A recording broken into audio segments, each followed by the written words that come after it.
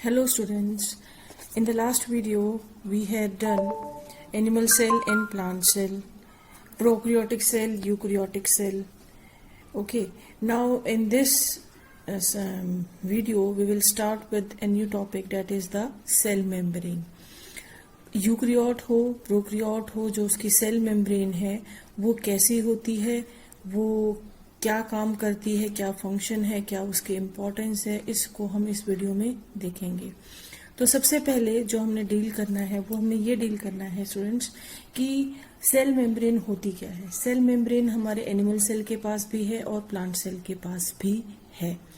ये जो plasma membrane है या सेल मेम्ब्रेन, इसको किसने देखा था सबसे पहले, किस चीजों की बनी हुई है, ये सारी चीजें क्या कैसे डिस्कवर हुई, उसको बार हमने इस वीडियो में डील करना है।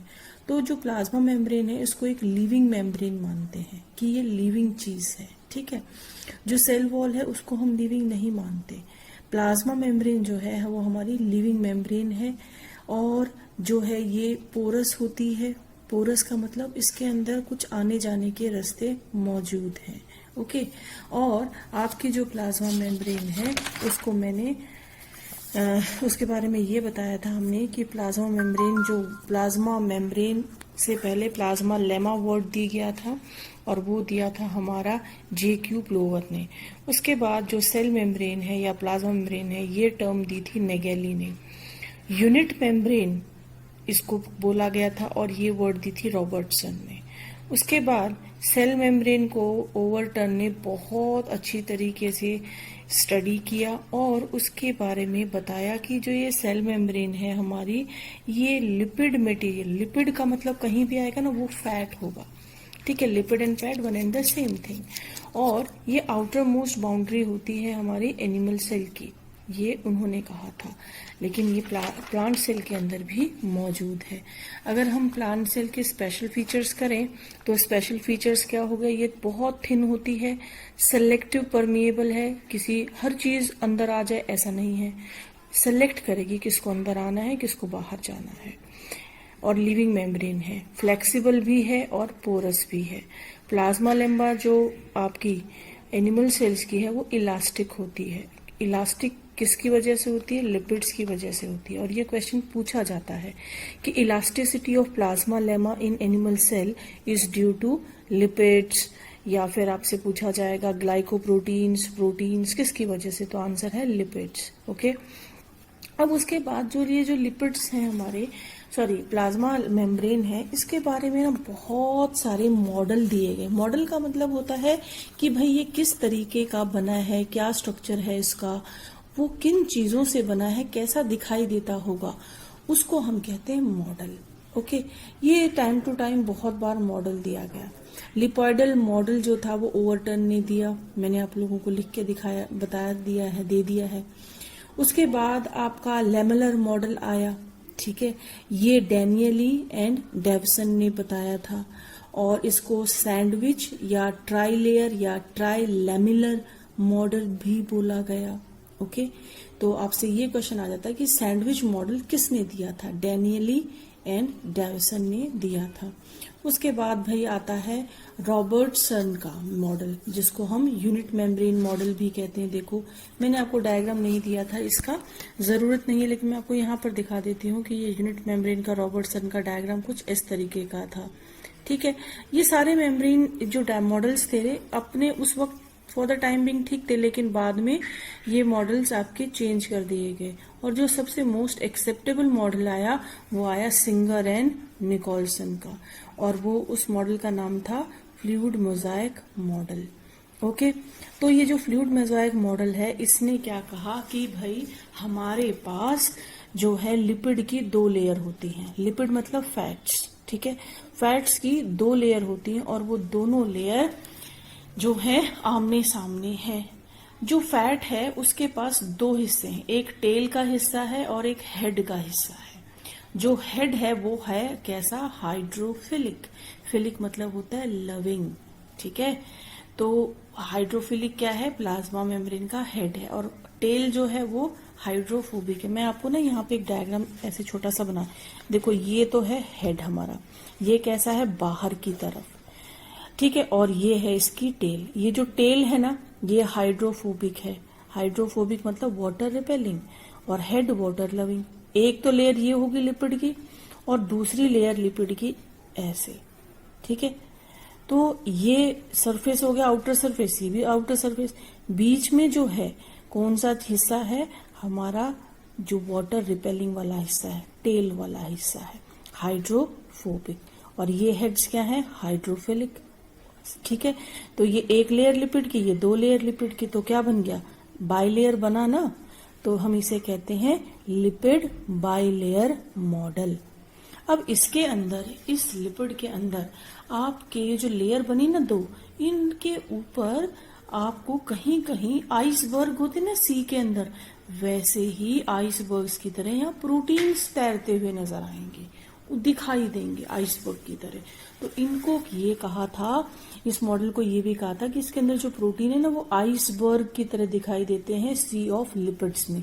लिपिड्स ये देखो, ये सारे जो है ना व्हाइट व्हाइट दिख रहे, ये क्या है व्हाइट व्हाइट, ये लिपिड्स के हेड हैं। और ये दिख रहा है ये टिप, ये टिप, ये आइसबर्ग की तरह नहीं हुए, तो इनको क्या कहते हैं, प्रोटीन्स। तो इस मॉडल के बारे में ये पूछा जाता है क्वेश्चन कि भाई आइसबर्ग किसको कहा गया, प्रोटीन को कहा गया, और सी किसका है, लिपिड्स का सी है, ठीक है। अब इसके अंदर ये तो आपका लिपिड के समझ में आया, कौन सा हाइड्रोफोबिक है कौन सा हाइड्रोफिलिक है, ये भी क्वेश्चंस आपसे पूछे जाते हैं।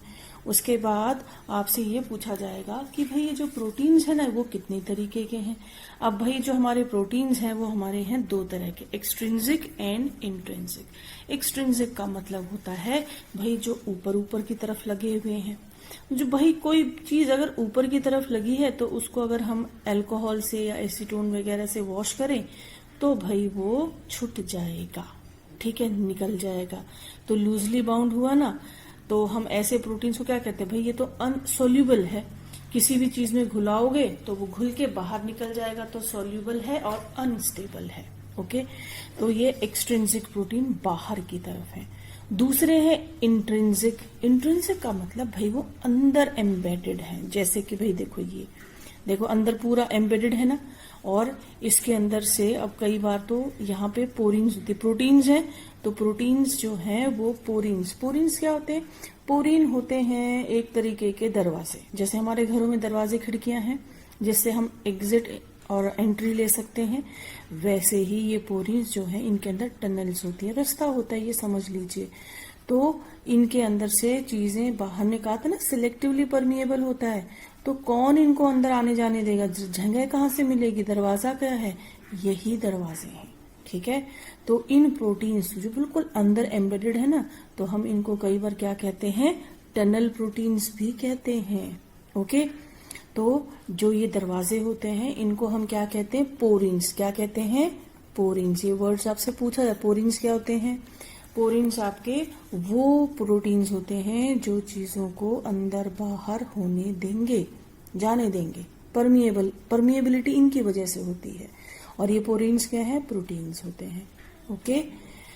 समझ में आई बात। अब यहाँ पर देखो बहुत सारी चीजें अटैच्ड हैं, तो ये जो आपका लिपिड की लेयर है ना, यहाँ पर आपके ओलिगोसैकेराइड, ओलिगोसैकेराइड्स होते हैं कार्बोहाइड्रेट्स, ग्लाइकोलिपिड्स भी हैं, ठीक है। लिपिड के साथ में अगर कोई कार्बोहाइड्रेट लगा हो तो उसे हमें ग्लाइकोप्रोटीन कह देंगे। लिपिड्स क्या होते हैं, यहाँ पे कोलेस्ट्रॉल होता है, बहुत इंपॉर्टेंट, ओके। कोलेस्ट्रॉल क्या है, एक लिपिड है। फॉस्फोलिपिड्स भी होंगे, अगर लिपिड के ऊपर फॉस्फेट ग्रुप लगा है तो हम इसे फॉस्फोलिपिड बोल देते हैं भाई, ओके। तो ये इस तरीके, ये डायग्राम मैंने आपको ड्रॉ करके भी दिखाया, ये तो आपको 3D डायग्राम हो गया, तो ये तो आप ड्रॉ नहीं करोगे, आप लोगों से ये डायग्राम अगर ड्रॉ करने के लिए आता है तो मैंने आप लोगों को ड्रॉ करके भी बेटा कल भेजा था, तो आप लोगों ने ड्रॉ भी कर लिया, कईयों के मैसेज भी आ गए हैं मेरे पास, ठीक है। तो अब आप लोग ये इस तरीके से करेंगे, ओके। तो ये था आपका फ्लूइड मोजाइक मॉडल।